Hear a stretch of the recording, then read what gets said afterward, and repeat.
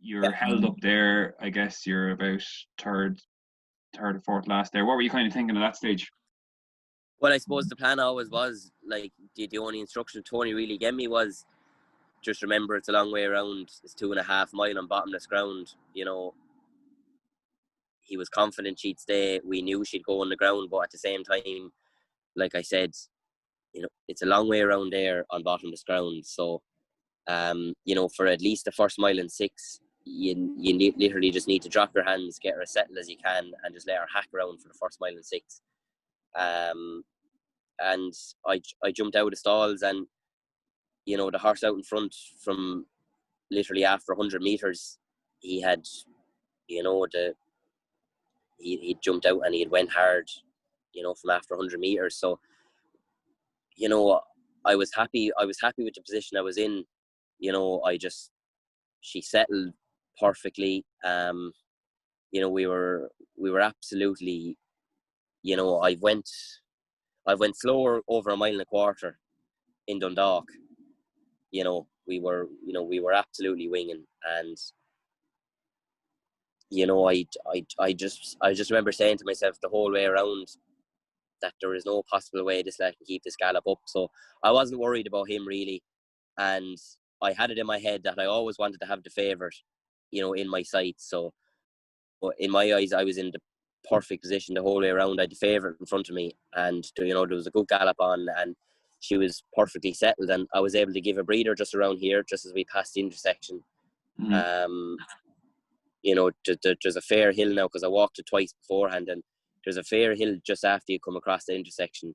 It's nearly the whole way up to the 1,200 metre marker. Yeah, There's you a can hill, see and it there actually. Yeah.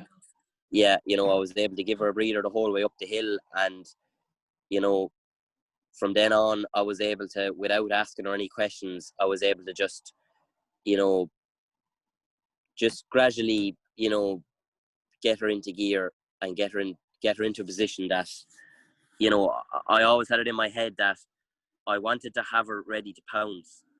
You know, I wanted to have her up there in a good position, you know, at the end of the fall straight.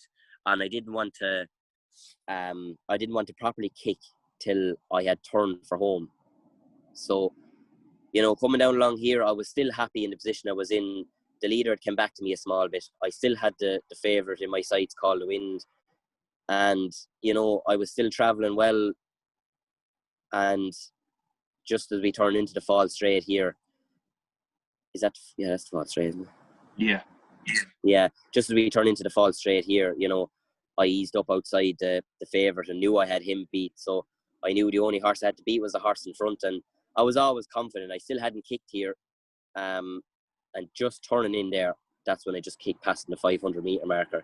And so up till then, my race had went perfectly to plan as I wanted to.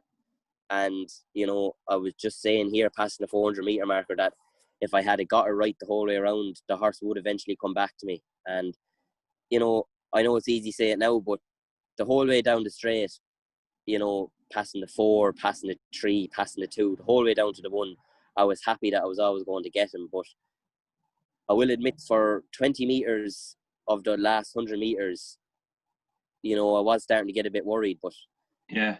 you know, thankfully, you know, in the last strides, you know, she really put her head down for me and tried hard, and thankfully we got him, and I didn't misjudge it. Yeah. That's brilliant. Honestly, that's fantastic.